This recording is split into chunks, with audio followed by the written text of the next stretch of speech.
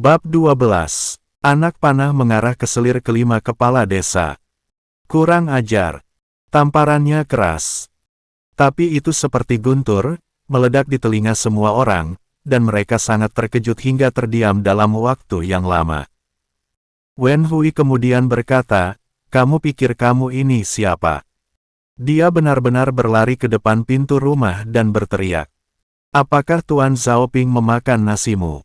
Apakah dia memakai uang keluargamu? Cepat keluar dari sini, jika kamu berani terus mengoceh lagi, aku akan merobek mulutmu." Siapa orang ini? Kenapa dia terlihat seperti cabai rawit? Saya tidak kenal dia. Dia tidak terlihat seperti orang-orang dari desa Siping. Saya mendengar dari bibi keempat bahwa dia tampaknya adalah karyawan yang dibawa pulang oleh Zhaoping. Ternyata dia seorang pelayan. Bagaimana dia bisa begitu berani memukul selir kelima kepala desa? Bukankah ini pembuat onar? Kamu salah. Menurutku pelayan ini baik. Dia tahu bagaimana melindungi tuannya dan merupakan orang yang setia. Orang-orang di sekitar kembali berbicara. Tapi Wen Hui berkecak pinggang dan berjaga di pintu, menatap Yu Xiuying dengan dingin. Tuannya meninggalkan rumah, jadi dia harus menjaga keamanan rumah untuk tuannya. Wen Hui harus menjaga reputasi tuannya. Bahkan menghadapi banyak wanita jahat, dia tidak takut sama sekali. Yu Xiuying bereaksi dan menerkam Wen Hui. Sejak dia menjadi selir kelima kepala desa, dia dipuji oleh semua orang kemanapun dia pergi, dan tidak pernah mengalami penghinaan seperti itu. Hari ini dia akan memberi pelajaran pada pelayan bodoh ini dan mengajarinya bagaimana menjadi budak. Namun, sebelum dia bisa mengambil tindakan, dia mendengar teriakan dingin. Berhenti. Tidak peduli apapun yang terjadi, Wen Hui tetaplah anggota keluarganya. Bagaimana mungkin Zhaoping hanya melihatnya diintimidasi oleh orang luar? Dia segera berdiri dan memelototi Yu Xiuying. Dia tidak terlihat baik sama sekali dan memarahinya dengan menyebut namanya, "Yu Xiuying, kamu alih-alih menikmati berkah dari rumah kepala desa, kamu malah datang ke rumahku untuk bertingkah liar. Apa yang kamu lakukan? Kenapa kamu ingin melakukannya?" "Tuan Zhao, kamu datang tepat pada waktunya." Melihat Zhaoping, Yu Xiuying menjadi semakin bersemangat. "Cepat urus budak anjingmu." Dia menggigit semua orang yang dilihatnya. Anjing seperti itu harus dipukuli sampai mati. Dia bukan anjing atau budak, tapi selirku. Zhaoping berkata dengan wajah muram. "Sebaliknya, mengapa kamu menggonggong di depan pintuku pagi-pagi sekali? Bahkan jika aku, Zhaoping, sedang tidak berada di rumah, apa yang membuat berani melakukannya? Keluar dari sini, atau jangan salahkan aku karena bersikap kasar padamu." Saat suara Zhaoping terdengar, Yunman segera menarik busur dan anak panahnya, mengarah ke Yu Xiuying. Mata Wen Hui berbinar saat dia mendengarkan apa yang dikatakan Zhaoping. Melihat sosoknya, sesaat Wen Hui merasa terbang sangat tinggi. Berdiri di depannya, melindunginya dari angin dan hujan, membuatnya merasa lebih aman. Tapi Yu Xiuying memelototi Yunman dan berkata, "Yunman, ada apa denganmu, hah? Mengapa kamu membantu pria kelas bawah seperti Zhaoping?" Suara mendesing. Anak panah itu keluar dari talinya dan menghantam tanah 3 inci di depan kaki Xiuying. Yu Xiuying hampir pingsan di tanah karena ketakutan. Dia berteriak dan mundur. "Yunman akan membunuhku. Yunman akan membunuh seseorang. Zhaoping adalah tuanku. Jika kamu berani menghinanya lagi, panah berikutnya pasti akan mengenaimu." Yunman berkata dengan dingin. "Bagus sekali." Zhaoping memuji dalam hatinya. Lalu dia menepuk bahu Yunman dan berkata, "Ayo kembali ke rumah untuk makan." "Bagaimana dengan mereka? Kita tidak bisa mengendalikannya. Tapi kalau mereka terus menggonggong di depan pintuku, kamu bisa menembaknya langsung di paha." Mereka semua berasal dari desa yang sama, dan Zhaoping tidak ingin bertindak terlalu jauh.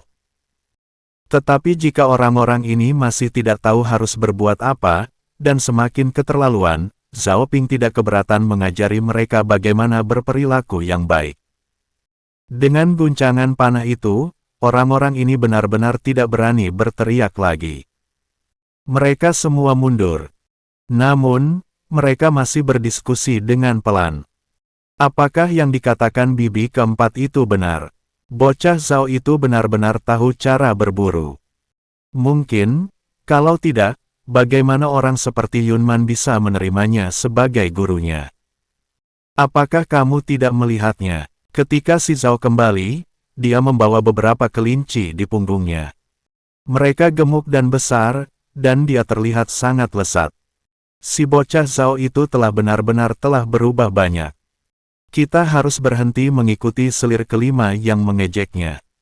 Zhao Ping telah berubah menjadi lebih baik, dan kita harus lebih menyemangatinya. Ya, itu benar. Orang-orang itu secara tidak sadar menjauhkan diri dari Yu Xiuying. Yu Xiuying sama sekali tidak sadar dan memikirkan dirinya sendiri. Zhao Ping, beraninya kamu mendorong seorang pelayan untuk memukulku dan membiarkan Yunman menembakkan panah ke arahku. Kita belum selesai dengan masalah ini. Saya akan memberitahu kepala desa sekarang dan biarkan dia mengatasimu dengan baik. Saat ini, keluarga Zhao Ping sudah duduk bersama untuk makan malam. Roti kukus putih, sup kelinci, bubur nasi putih. Melihat sarapan mewah ini, mata Yunman hampir keluar dari kepalanya. Dia terus menelan air liur di mulutnya. Tapi dia menekan keserakahannya dan berkata kepada Zhao Ping, "Tuan, bukankah makanan ini terlalu kaya? Bahkan keluarga kepala desa tidak akan berani makan seperti ini." Hahaha. Zhao Ping bertanya sambil tersenyum, "Apakah kamu khawatir cara makan seperti ini akan membuatmu miskin?" "Anda sudah miskin? Oke." Tentu saja Yunman tidak berani membantah. Bagaimanapun, dia masih tinggal di bawah atap orang lain dan bahkan lebih miskin dari Zhao Ping. Hanya bisa mengangguk. Jangan khawatir, ada banyak cara untuk menghasilkan uang sebagai guru. Sekarang makan seperti ini adalah seperti makan tahun baru Imlek. Zhao Ping berkata, "Nanti kamu akan mengetahui bahwa ini hanyalah makanan sehari-hari yang paling umum, bukanlah sesuatu yang istimewa." Liu Mengru mengangguk dengan persetujuan mendalam. Sejak Zhao Ping jatuh ke dalam parit, keseluruhan kepribadiannya telah berubah. Dia benar-benar melakukan apa yang dia katakan, makan nasi putih dan kaldu kelinci setiap hari. Kami menangkap 5 kelinci lagi hari ini. Simpan 2 untuk dimakan. Yang 3 ekor akan dijual untuk dapat 300 koin lagi. Lalu belilah beras dan tepung putih, dan itu akan bertahan berhari-hari ke depan. Kemudian Zhao Ping hendak pergi berburu lagi. Kalau seperti ini terus, hari demi hari, tahun demi tahun, kehidupan keluarga mereka akan menjadi lebih baik dan lebih baik lagi, dan mereka akan menjadi semakin penuh harapan. Hanya masalah waktu sebelum kita melampaui rumah kepala desa. Xiao Xiao lebih lugas, "Saudara Yun, ayahku berkata bahwa keluarga kami akan makan seperti ini setiap hari mulai sekarang. Kamu murid ayahku, kamu harus percaya padanya. Makanlah dengan cepat, atau nanti akan menjadi dingin," desak Zhao Ping. Keluarga itu baru saja mulai menggunakan sumpit. Yunman sangat pendiam, sampai Zhao Ping membawakannya makanan dan memintanya makan lebih banyak agar dia memiliki kekuatan untuk bekerja nanti. Yunman perlahan-lahan menjadi rileks. Setelah makan 3 bakpao putih, 2 mangkok bubur nasi putih, dan menggigit beberapa potong daging kelinci, akhirnya dia kenyang. Dia menyeka mulutnya dengan lengan bajunya dan hendak mulai bekerja. Namun setelah mencari-cari, dia tidak menemukan pekerjaan apapun. Kayu bakarnya sudah dipotong-potong, dan tumpukannya tersusun rapi. Halamannya juga sudah disapu sangat bersih. Bahkan ember pun terisi air. Yunman hanya bisa bergegas membersihkan piring. Tapi Wen Hui menghentikannya, Yunman, kamu adalah murid Tuan Zhao.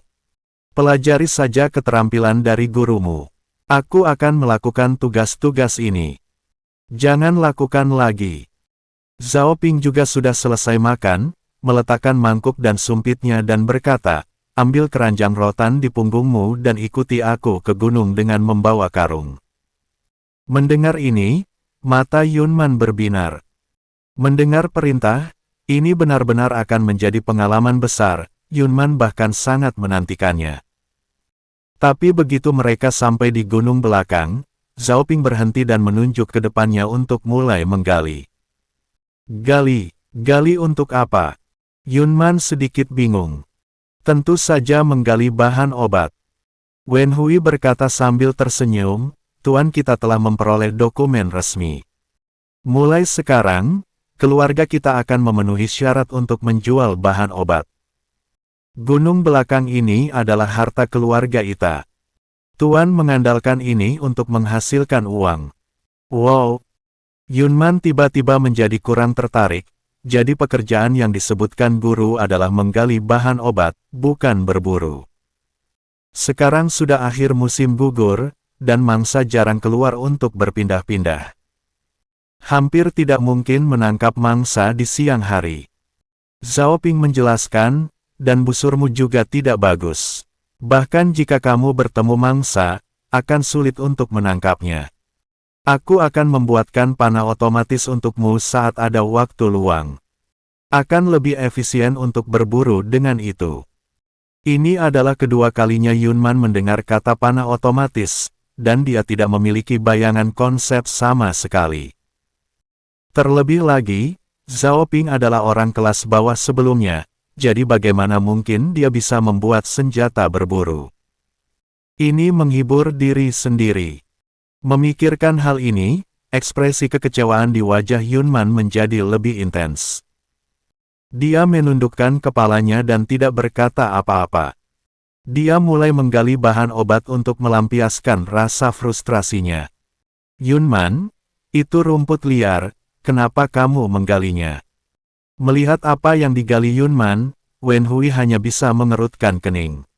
Gulma. Yunman tampak bingung, bukankah ini mirip dengan yang kamu gali? Bahkan tidak mirip. Wen Hui mengambil tanaman obat dan berkata, ini Angelica dahurica. Kamu harus memotong bagian atas tanah terlebih dahulu, lalu menggali bagian bawah tanah, mengambil akarnya. Ini honeysuckle, paling baik dipetik di pagi hari. Kita akan fokus mengumpulkan honeysuckle dulu. Setelah matahari terbit nanti, nutrisinya akan berkurang dan baunya lebih menyengat, sehingga tidak cocok lagi untuk digunakan sebagai obat. Wen Hui berbicara dengan fasih, dan Zhao Ping tertegun sejenak. Zhao Ping bertanya, Wen Hui, apakah kamu pernah belajar ilmu kedokteran sebelumnya?